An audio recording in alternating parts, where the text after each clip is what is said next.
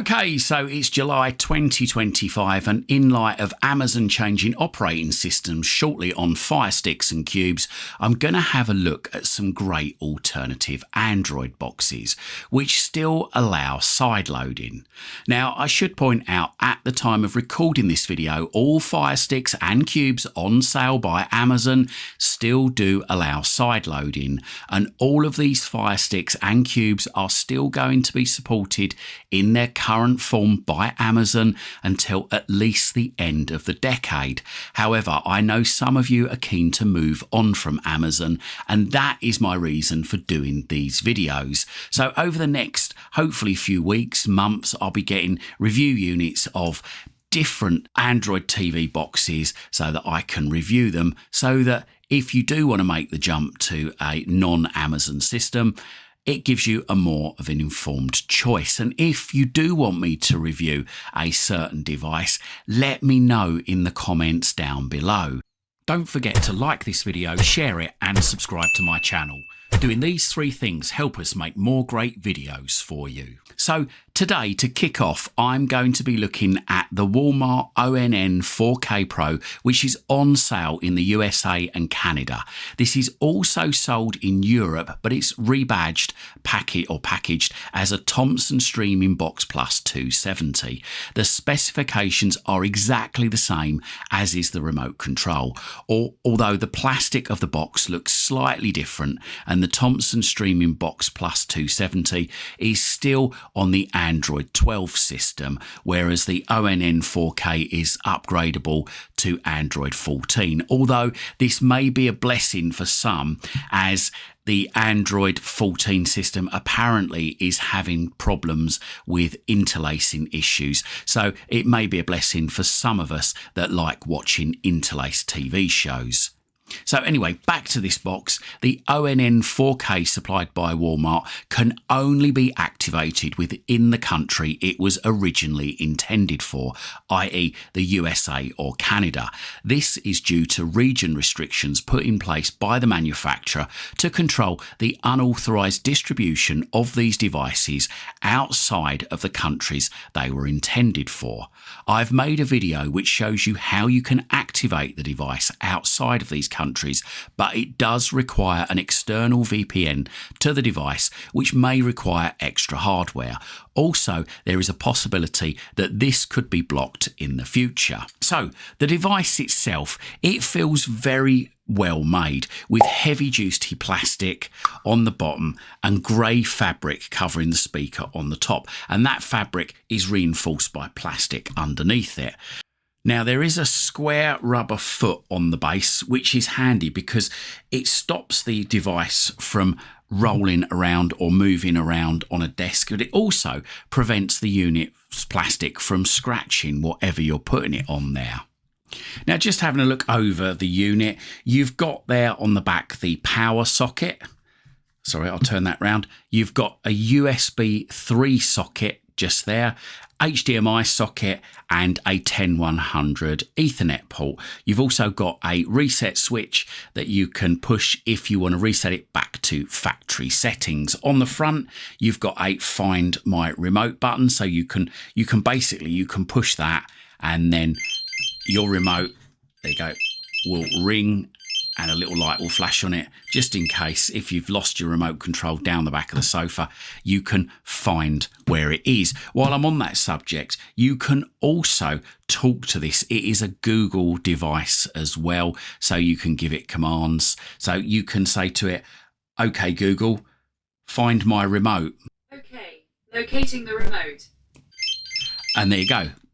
It does exactly the same. You can ask it many other things. You can ask it the weather, the time, to tell you a joke.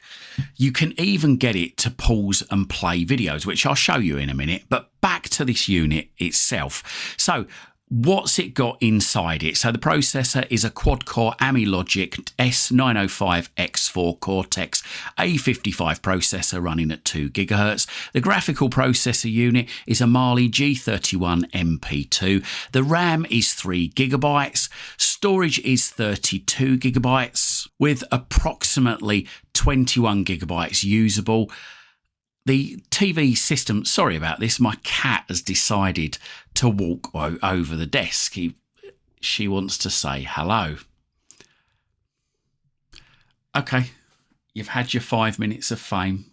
Come on, off you go. Thank you very much. So getting back to it. So yeah, there's 21 gigabytes of usable space out of the box. That's simply because of the Android Google TV operating system and the preloaded apps. The operating system itself, as I say, is Android 12 Google TV, but it is now upgradable to Android 14, and that's what I've done here. I have reviewed this before, but I reviewed it when it first came out with Android 12. So now I'm going to do a review with Android 14. So the video and audio capability is 4K ultra high definition at 60 frames per second. It's got HDR support, HDR10, HDR10 Plus and Dolby Vision. The audio supports Dolby Atmos, and it's got hardware support for codecs such as the new AV1, VP9 and H.265, which is also HEVC. The connectivity in there, Wi-Fi 6 802.11ax. As I said before, the Ethernet port on the back is a 10100 port, which is slightly disappointing. I would have expected a gigabit port, but then it's not the end of the world. What requires more than 100 megabits of streaming onto one of these devices at the moment? Nothing. Got Bluetooth inside it, a USB 3 port, which is great because it will actually support exFAT. Now, on Firesticks, they only support FAT32. Now, the problem with FAT32 is there is a limit to the size of files, and that limit is 4 gigabytes, which some movies are over 4 gigabytes in size. So it means if you want to stick one of those movies on a stick, plug it into your Firestick, for one, you'd need to get a OTG cable to be able to do that, which is like a little cable like this. But with this, you've already got the USB socket built in to the back. But with the exFAT system, basically the limit for video size is 16 exabytes, which is huge, absolutely huge. I don't think in any of our lifetimes you will need 16 exabytes to play a video file. So that just plugs, like I say, straight in to the back. And I'm just going to give you an example of it. Let's just plug it in there and let's just have a look at our screen. So as you can see there, I've got CX File Explorer installed. So it's saying, do I want to open this with CX File Explorer? No, I don't.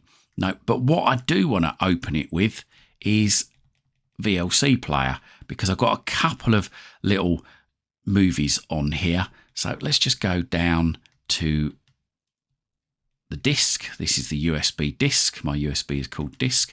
And let's just go down. And there you go. There's some videos there. Just some of my own videos that I've recorded. And let's just play them. They're being played directly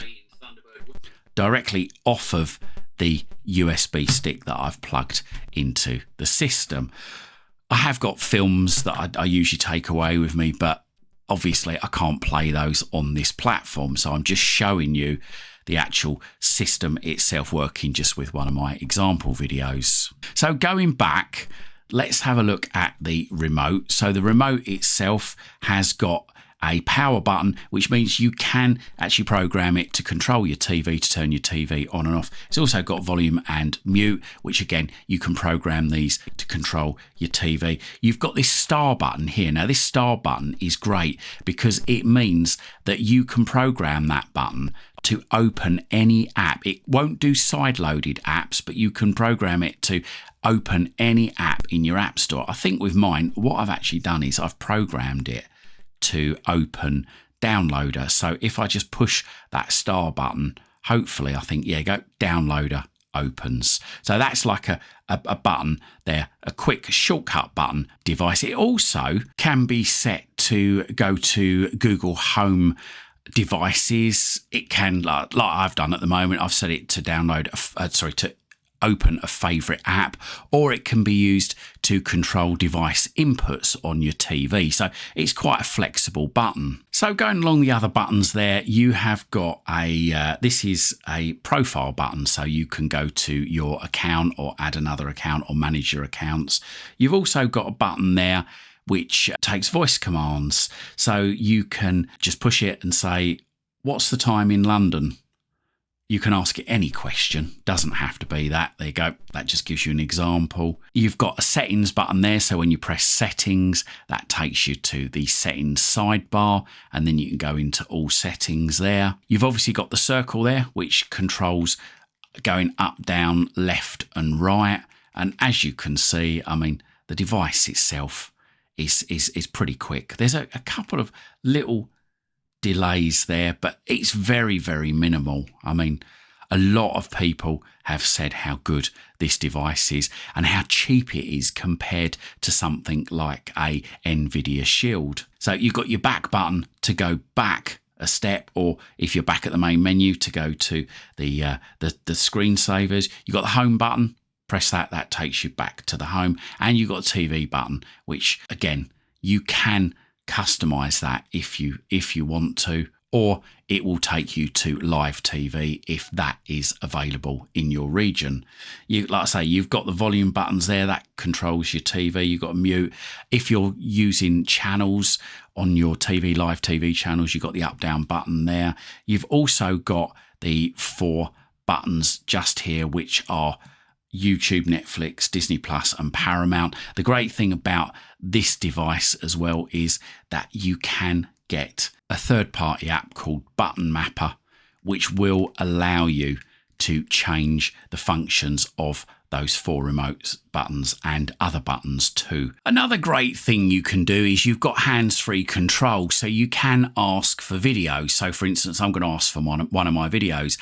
Okay, Google, play Keep Windows 7 Secure on YouTube. Playing Keep Windows 7 Secure.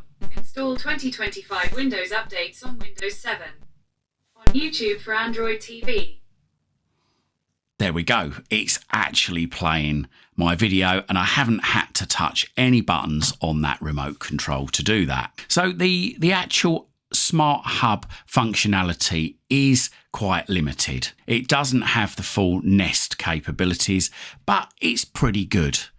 So what else does it have? So it has the full Google Play TV Store access, got streaming services built into it, Netflix, Disney Plus, YouTube, Prime Video, and over 800 free live TV channels. It's got Chromecast built in, so you can cast your phone or your tablet to this device. It's also still compatible with third-party launchers, such as Launch Manager. So you can actually customize the whole homepage, or if you really want to, then you can do it out of the box. You can get rid of all these adverts, and I'll show you. This is a standard Google TV feature. So you go across to your name up there in the top left hand corner, go into it, go down to manage account, and then we go across to the right and go down, and you'll see there an apps only mode. And if we turn that on, there you go. It does warn you. It says enable apps only mode. This will hide Google's recommendations from your home screen, along with your ability to give feedback on movies, shows, or add them to your watch list.